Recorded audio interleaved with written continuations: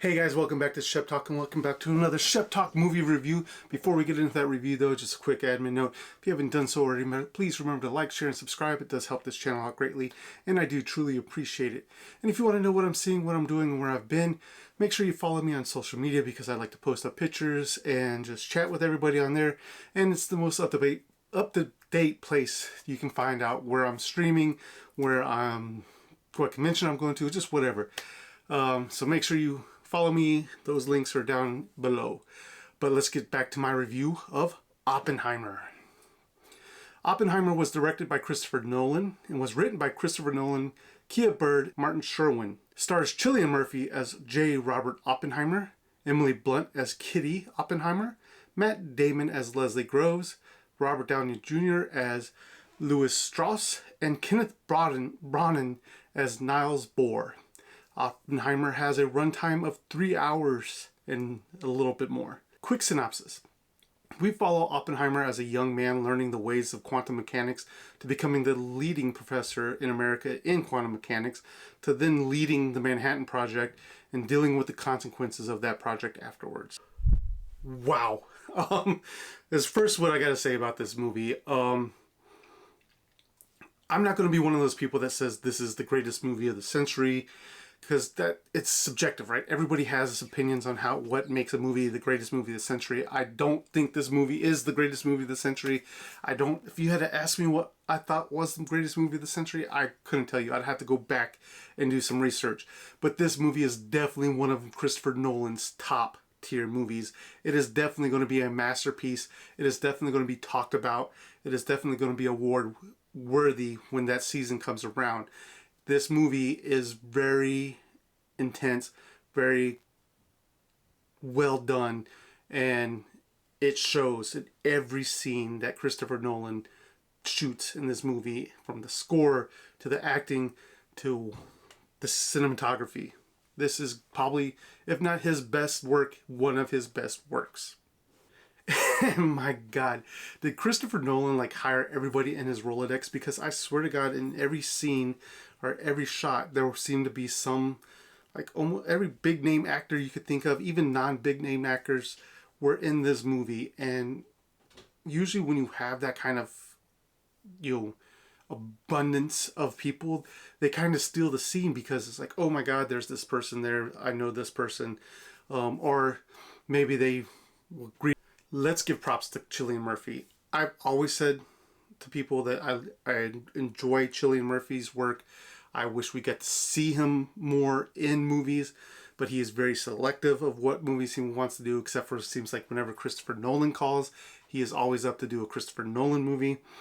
And I can't remember, I think this is the first time, if not the first time in a long while, that Cillian Murphy has pretty much really led a movie. And this is pretty much led by Cillian Murphy. There is other supporting characters like Matt Damon's character and Robert Downey Jr.'s character, but this movie, without a great leading actor to play Oppenheimer, would not have been as good as it is. And again, I think when award season comes around, Cillian Murphy's name is going to be in the running for that best actor role. And this is kind of like a little bit of for me. I don't know if anybody else will ever hear it or do it or see it, but usually when I go to a theater, especially now that you can select seats, I usually pick the back row, middle, right underneath the projector. That way it's like you're front and center into the movie, and you usually can see over everybody and you don't have to have any worries, especially now with how they have the recliner chairs and how they set those up. But for me, it was so great sitting back there because of how Christopher Nolan shot this movie on film, that the projector was one of those old school projectors, and leaning back you could hear the projector just rolling like an old school projector did back in the day. And it just kind of was nostalgic for me because me growing up, that's what we had until George Lucas revolutionized the world with his digital film. One of my regrets though for this movie was that we did not get to see it on IMAX, so I can't tell you how great it was on an IMAX screen. And if I go back to a movie theater, maybe for Oppenheimer, which maybe, I don't know, it is a long movie and you have to pretty much block out half the day to go see this movie. Um, but you can definitely tell in the theater that we were at that it was a film and not digital. And you could actually, the screen that we were in, it still didn't even fill up the whole screen. And I'm sure I don't know if we were at the biggest screening that they had at that cinema, but you could definitely tell that they tried to get the film to fit as much as the the screen as possible. But it definitely was Nolan trying to give us a, hey, if this was shot in the 1930s, 1940s, 1950s, how would it come across? How would it portray? And I think he loves, Christopher Nolan already has he likes an aversion to digital, so he does try to like to shoot on film. And this just really helped the movie more. It helped that cinematography more, having the film shot on film. My first, I'd say, kind of like dislike or complaint about the movie is that it kind of does separate into three timelines. Like your opening, we get Oppenheimer sitting at a hearing for his review of his national security clearance after the Manhattan Project is done, and him explaining to the people in that room pretty much everything about his life, which helps flashback sometimes. And then the second timeline is Robert Downey Jr.'s as Admiral Strauss's cabinet confirmation hearing. He is talking to his staff members and he's talking to Congress and explaining to him his relationship with Oppenheimer and all the stories and stuff that he'd heard about Oppenheimer and the effects of Oppenheimer on Strauss and how Strauss handled Oppenheimer. And then the third and pretty much the main kind of storyline is pretty much following Oppenheimer from that young man going to university and up through, him becoming a director or whatever they call him at universities of quantum mechanics, to him taking the lead at Project Manhattan and everything that happened afterward. And I get why they kind of did this, and he does shoot him very differently. So when you're at the hearing for Oppenheimer, you're at the hearing for Oppenheimer. When you're at the cabinet confirmation hearing for Strauss, you know that you're at the cabinet confirmation hearing for Strauss.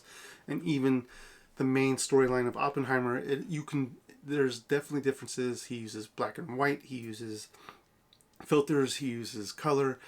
He plays masterfully with how he presents what you're seeing in depicting what time period that you are in.